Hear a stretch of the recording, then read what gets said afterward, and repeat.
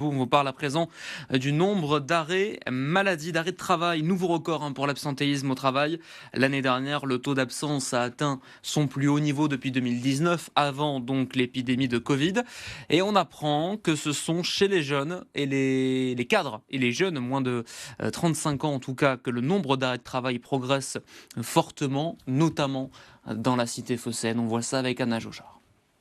Au retour de leur pause déjeuner, Serena et Amati, 23 et 22 ans, salariés d'une agence de voyage, expliquent privilégier leur santé à leur travail. Si je sens que psychologiquement ou physiquement ça ne va pas, je n'ai aucun mal à mettre en arrêt de travail. Pour moi, en fait, l'argent, ça prime pas avant ma santé mentale. J'ai compté, en tout, je fais 10 arrêts maladie en 4 mois. Moi, non, ça fait 3 mois que je travaille, j'en ai mis qu'un seul.